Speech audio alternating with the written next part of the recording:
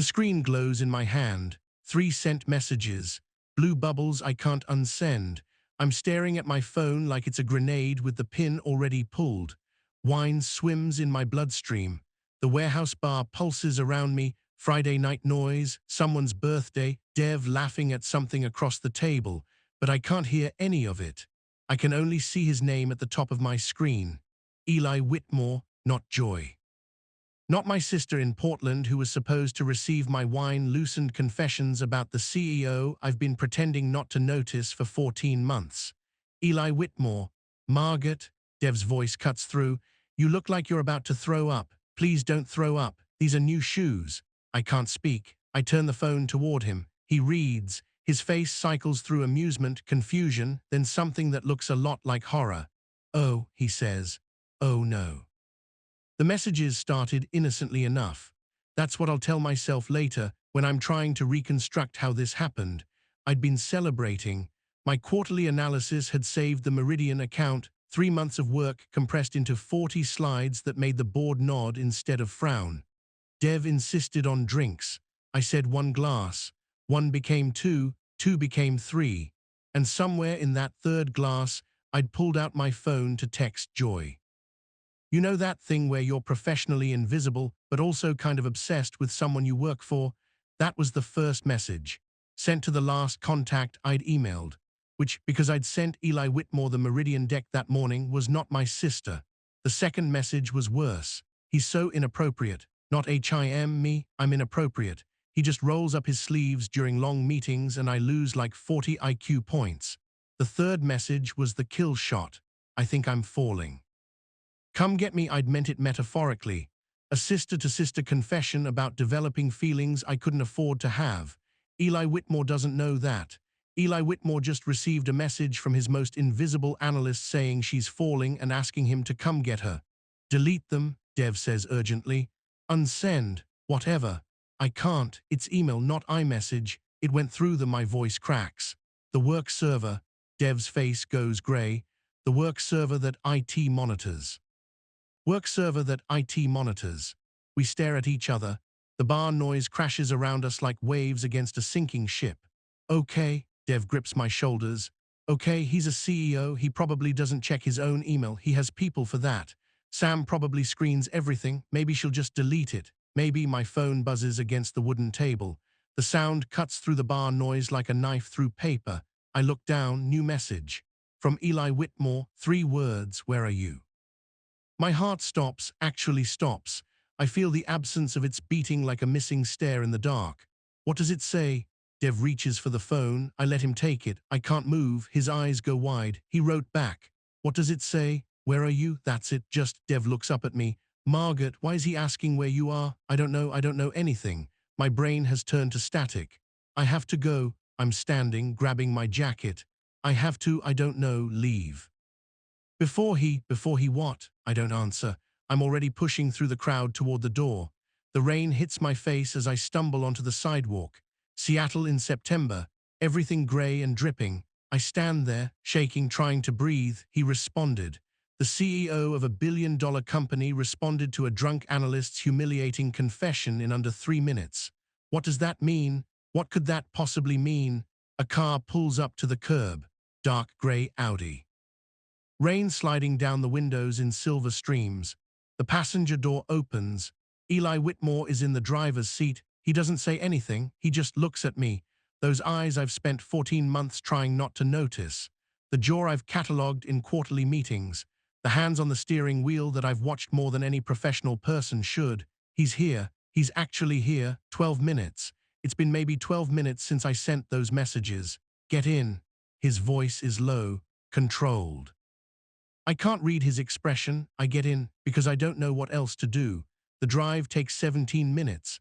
I know because I count every second. He doesn't speak. I don't either. The only sounds are rain on the roof and the soft hum of an engine that probably costs more than my annual salary. I press myself against the passenger door, trying to be small, trying to disappear. The smell of him fills the car, cedar, something smoky underneath. It's overwhelming in this enclosed space. Every breath pulls him deeper into my lungs. I watch the rain trace patterns down my window. The city lights blur into watercolor smears. I catalog details because cataloging is what I do when I can't control outcomes. His hands on the wheel, knuckles pale, grip tight. The muscle in his jaw that flexes once, twice, three times. The way he hasn't looked at me since I got in the car. I've imagined conversations with Eli Whitmore, hundreds of them. In those fantasies, I'm witty, confident. The kind of woman who commands attention instead of deflecting it. I never imagined this. Drunk and mortified in his passenger seat, the silence so thick I'm choking on it. He pulls up to my building, Capitol Hill, the brownstone walk-up I've called home for 2 years. He's out of the car before I can process it, around to my side, opening my door. Can you walk? His voice is clipped, professional, like he's handling a work problem. I am a work problem. That's what this is. Damage control. I'm fine. I'm not fine. I stumble getting out. His hand catches my elbow. The touch burns through my jacket. 5 points of contact that I'll remember for the rest of my life. He walks me to my door. I fumble for my keys, drop them twice. He picks them up, unlocks the door, guides me inside with a hand on my lower back that I definitely should not be noticing given the circumstances. I turn to say something, apologize, explain, resign on the spot. He's already gone. The door clicks shut behind me. His footsteps fade down the hallway. A car engine starts, pulls away. I stand in my dark apartment, swaying slightly. On my kitchen counter, there's a glass of water that wasn't there before, 2 aspirin beside it, and a note. The handwriting is sharp, precise. I've seen it on board presentations and strategic memos. I try to read it. The words swim. My vision won't focus. I give up. Drink the water, take the aspirin. Collapse onto my couch, still wearing my shoes. The last thing I see before unconsciousness takes me is my phone screen glowing on the cushion beside me. His name, those 3 words, where are you? He came, in 12 minutes, without hesitation, without explanation. I don't know what that means. I don't know anything anymore. I wake to sunlight, a headache that feels like punishment, and 47 hours until Monday. 47 hours to figure out how to survive a conversation I've spent 14 months making sure would never happen. The note is still on the counter. Still unread, I reach for it with shaking hands. Drink the water, take the aspirin. We'll talk Monday. 3 sentences, no anger, no termination notice, just, Monday, we'll talk Monday. I read it 7 times, looking for hidden meaning, finding nothing but more questions. My phone buzzes. Dev, are you alive? Did he fire you? Did he murder you? Text me back or I'm calling the police. I stare at the message, then at the note, then at the ceiling. Monday, I have 47 hours to figure out what that means. I have a feeling it's not going to be enough. Saturday morning arrives like a verdict. I wake to a headache that pulses behind my eyes. Sunlight slices through curtains I don't remember closing. My mouth tastes like regret and cheap wine. The note is still on my counter. I read it again. Drink the water, take the aspirin, we'll talk Monday. I analyze it the way I analyze quarterly reports. Word choice, punctuation, implications. We'll talk is different from we need to talk. The first suggests conversation. The second suggests termination. He used the first. That has to mean something. But Monday is cold, professional. A CEO scheduling a meeting with a problem employee. I am a problem employee now. That's what I've become. My phone sits on the coffee table. I stare at it for a full minute before I can make myself pick it up. The sent messages are still there. Blue bubbles of destruction. I force myself to read them, all of them. The full horror I was too drunk to process last night. You know that thing where you're professionally invisible, but also kind of obsessed with someone you work for? He's so inappropriate. Not him, me. I'm inappropriate. He does this thing where he runs his hand through his hair when calls go badly. And I've memorized it. I've memorized how he holds his coffee cup. I've memorized the way he says, walk me through it, like it's an invitation instead of a demand. I think I'm falling, come get me. I read them 3 times. My stomach drops lower each time. These aren't vague confessions. These are specific, detailed, evidence of 14 months of pathetic observation disguised as professional awareness. He knows I've memorized how he holds his coffee. I want to crawl out of my own skin. My phone rings. Dev's face fills the screen. I answer because ignoring him will only make him show up at my door. You're alive, he says. I've been catastrophizing for 12 hours. Give me details. He drove me home. My voice sounds hollow. He left a note. It says we'll talk Monday. Monday, okay, that's... Dev pauses. That's actually not terrible. In what universe is that not terrible? Universe where he could have forwarded your texts to HR at midnight and had security escort you out by morning. Dev's voice shifts. Margaret, he didn't do that. He came to get you. That doesn't mean... Do you know how many people have tried to get Eli Whitmore to notice them? Dev cuts me off. Sam told me once that 3 women from marketing have accidentally spilled coffee on themselves outside his office. Full cups. On purpose. He walked past every single one. I don't say anything. My heart is doing something complicated. He drove across the city, Dev continues, in a rainstorm at 11 o'clock at night for you, to manage a liability. You don't drive through Seattle Friday night traffic to manage a liability. You send an email, you let HR handle it Monday. Dev's voice softens. He came, Margaret, in 12 minutes. That means something. I want to believe him. I want it so badly it scares me. It means I'm fired, I say. It just means I'm fired kindly. Dev sighs. You're the most determined pessimist I've ever met. Joy calls an hour later. My sister has a therapist's voice even when she's off the clock. Calm, measured, impossible to lie to. Dev texted me, she says. Tell me everything. I tell her. The wine, the autocorrect, the texts, the car, the note. When I finish, she's quiet for a long moment. Good, she finally says. Good. I nearly dropped the phone. Joy, I destroyed my career. I humiliated myself in front of... You told the truth. Her voice is firm. For the first time in maybe your entire life, you said what you actually wanted, out loud, to someone who could do something about it. I didn't mean to. You've spent 27 years being careful. Joy cuts me off. You've spent 14 months pretending you don't notice a man you clearly notice constantly, and now the universe has forced you to want something out loud. My throat tightens. You don't understand. I can't want things like this. Wanting things is how you get hurt. Margaret. Joy's voice goes soft, dangerous. That's Mom talking, not you. I don't answer. I can't. Our mother wanted things constantly, wanted our father to change, wanted stability in a marriage that was chaos, wanted us to fix problems we were too young to understand. I learned early that wanting was just another word for disappointment. You're not her, Joy says. And wanting something doesn't make you weak, it makes you human. I hang up before I start crying. Saturday afternoon, I Google him. Eli Whitmore, CEO of Whitmore Industries, 32 years old, inherited the company at 24 when his father died suddenly.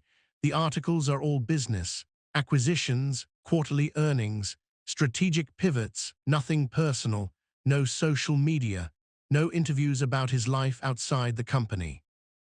I find one photo from a tech conference 3 years ago. He's standing at a podium, jaw tight, eyes distant. He looks like he'd rather be anywhere else. I find a reference to something called the ghost. Internal nickname, something about emotional distance. I find a single paragraph about Marcus Vance, a lawsuit, settled out of court, details sealed. I don't know what happened with Marcus Vance. I don't know why Eli Whitmore is called the ghost. I don't know anything about the man I've been watching for 14 months. Sunday, I stress clean my entire apartment. I scrub the bathroom until my hands are raw. I reorganize my bookshelf by publication date. I realize that's insane. I reorganize it back by color. I draft a resignation email. I delete it. I draft another one. I delete that too. By the 7th draft, I accept that I'm not going to send any of them. I'm going to walk into that building Monday morning and face whatever's waiting. The alternative is running, and I've been running from things I want for 27 years. Sunday night, I can't sleep. I light my lavender candle, the one that usually means safety. Tonight it smells like false comfort. Rain taps against my window. Seattle in September, always gray, always wet. The city hums in the distance.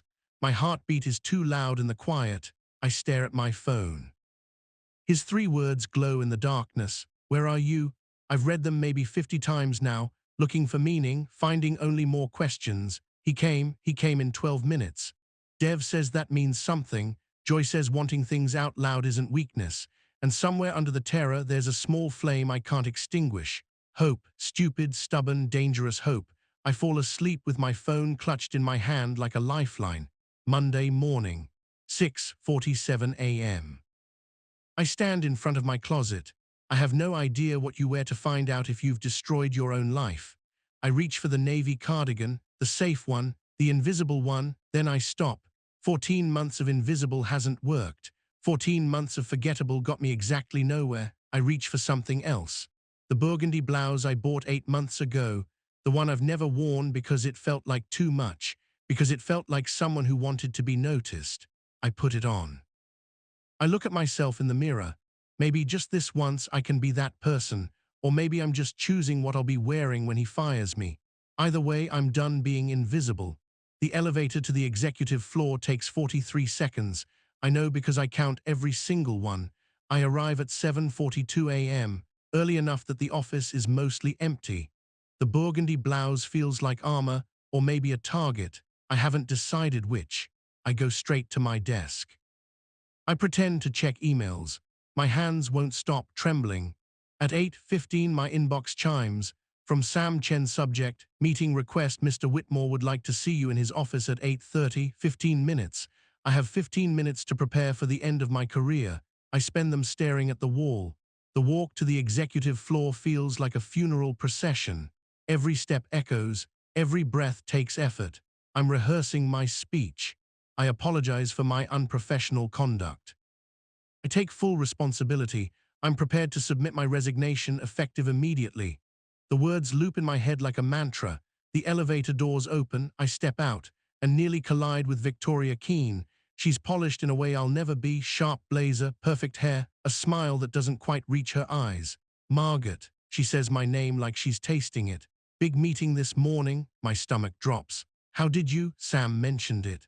Her smile widens, still doesn't reach her eyes. Good luck. The words feel like a warning or a threat. I can't tell which. She walks past me. Her perfume lingers, something expensive and vaguely predatory. I keep moving. Sam is at her desk outside Eli's office. She looks up when I approach. For a moment, neither of us speaks. Then she nods, small, almost approving. Go ahead, she says. He's expecting you. I don't know what that nod means. I don't have time to figure it out. I push open the frosted glass door. His office is all clean lines and expensive silence. Minimalist desk, floor-to-ceiling windows overlooking the Seattle skyline. A carved wooden box I've never noticed before sitting on the corner of his desk. He's standing by the window, back to me. He doesn't turn when I enter. The door clicks shut behind me. I'm trapped. Frosted glass on all sides. The company moves visible but muted beyond the walls, and I'm alone with him in this fishbowl of privacy. My prepared speech tumbles out before I can stop it. Mr. Whitmore, I want to apologize for my completely unprofessional conduct. I take full responsibility for the messages I sent. They were inappropriate, and I understand if you need to involve HR. I'm prepared to resign effective immediately, and I want you to know that I would never stop. One word, quiet, final, he turns. And he's not angry. His expression is something I can't read. Something that makes my chest tight and my thoughts scatter like startled birds.